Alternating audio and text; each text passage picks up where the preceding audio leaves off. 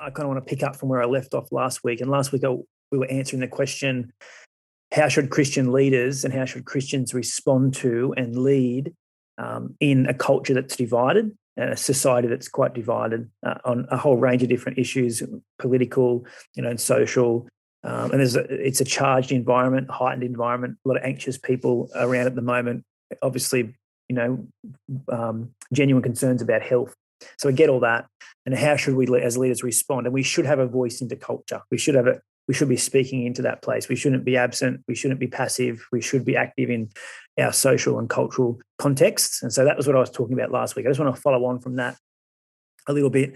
And if you missed that, we keep all these on our Leaders podcast and also our YouTube. Plus, go back through the emails if you've missed the link, and you can click back through and you can find that talk.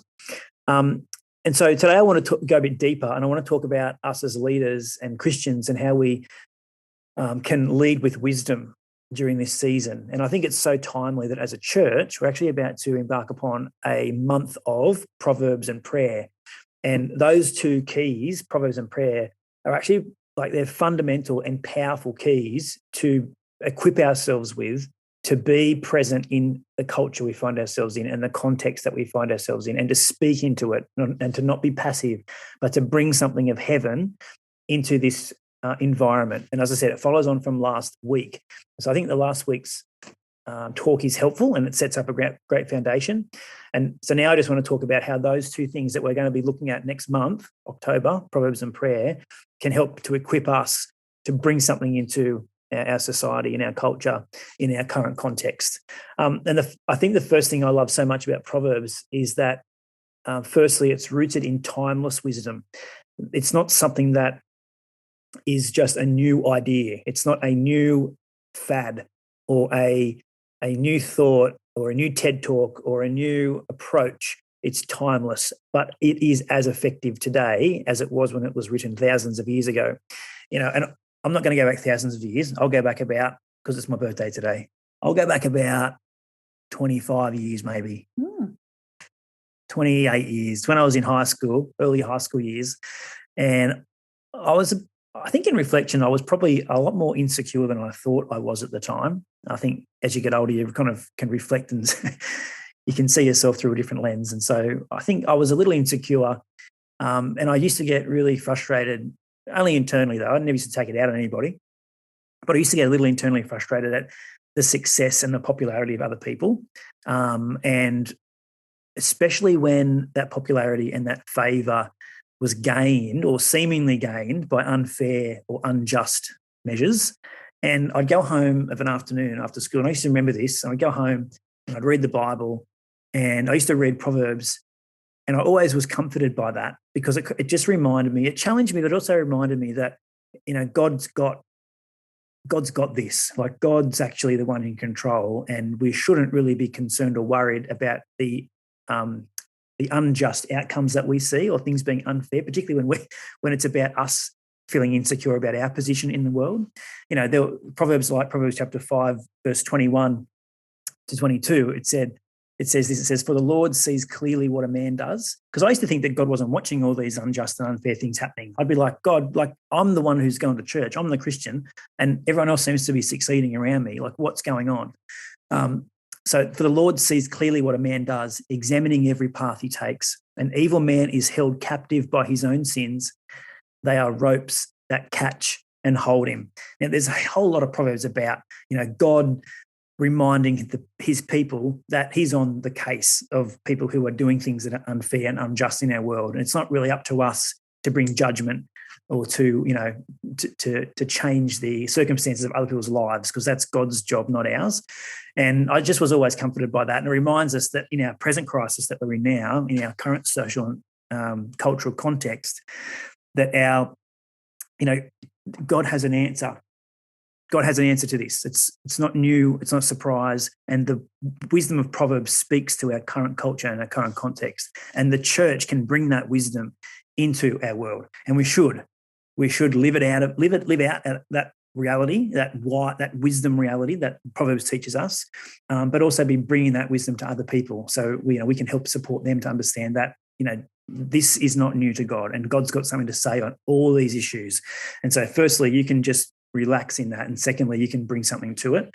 And the second thing that is going to be really powerful about this next thing that we do in October, the Proverbs and Prayer focus, is that it's going to gather us together as a community again. And that's so important, and no more important than at a time when we can't be together in an ideal way.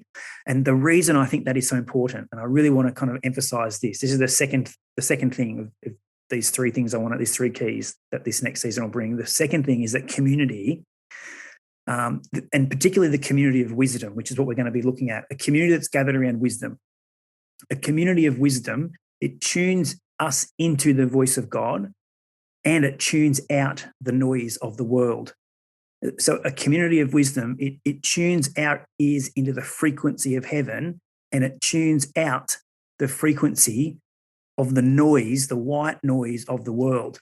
Ecclesiastes 4 verse 12 says, a person standing alone can be attacked and defeated, but two can stand back to back and conquer. Three are even better, for a triple braided cord is not easily broken. And I don't think there's been a season ever where it's been more crucial to stay connected, and I think one of the reasons is there's so much noise that has to be filtered out. It's just such a noisy world that we live in. And we have to be tuned into the voices that are absolutely critical and key to us bringing wisdom and bringing heaven's voice into our world. I kind of, liken it to like EQ, and Rich, you totally understand this. There are some frequencies that with an equalizer, EQ, you can actually just take out. You can take out, things that are too low, things that are too high, and you can just bring the tone to exactly how it should feel and sound. And I think that as a church, we should be able to tune out the things that we shouldn't be hearing and tune into things we should, so that our tone is a tone of heaven. It has a sound of heaven. One thing I know is that we get a lot of noise from a lot of places, like Facebook. There's a lot of noise on there, right? Oh, yeah. Very noisy place. Instagram can be noisy. Mm-hmm. A lot of white noise on there. Twitter's the noisiest, I think. Or maybe YouTube. Oh, and YouTube. So Facebook is not a community. It's not. Instagram is not a community. It's not. And YouTube is not a community. And those social platforms cannot become your local church. And so if you're going to YouTube to find wisdom from heaven about how you should respond as the church to your neighbor and to your friend and to your work colleague about lockdown, about coronavirus, about vaccination, about about gathering, about health, if that's your community, if that's where you're hearing your voices, you are in significant trouble, because there's a reason that God says that there is safety and strength in real community.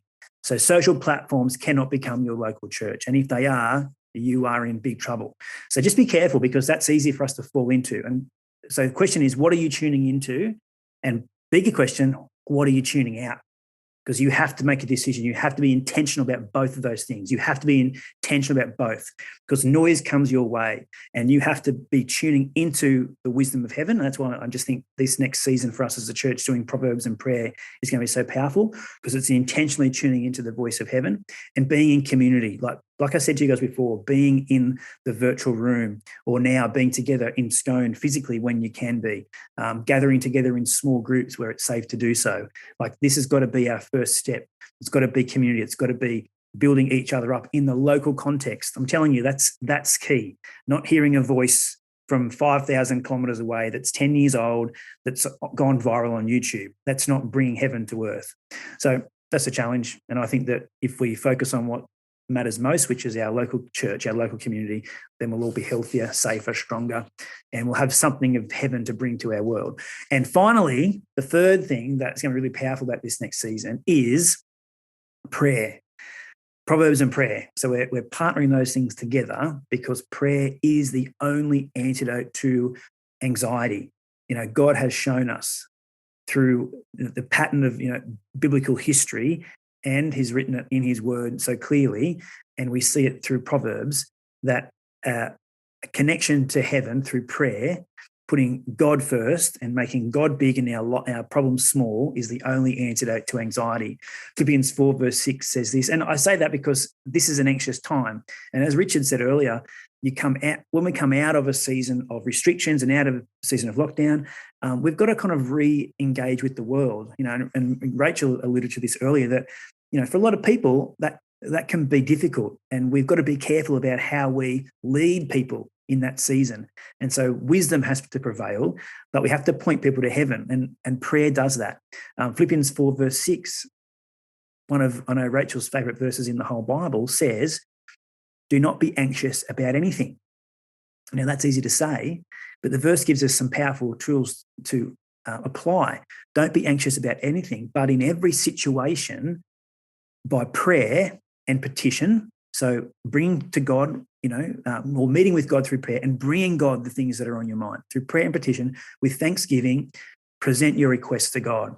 And I just want us, as we move into this Proverbs and prayer season, to remember that this is going to equip us to be a church that is present and not passive in our community, that has something to say, that has the voice of heaven, the wisdom of heaven, that can lead people well, that can build people's lives, that can move people forward into the things of God, and can continue to build the strong, healthy, thriving, flourishing church that God's called us to be and has called you to be. You'll be stronger, you'll be healthier, you will flourish if you can apply the wisdom from heaven to your own life. And it's not just about you being, doing well, but it'll help others in your life around you who've been positioned in your world to do well because of you doing what God's called you to do.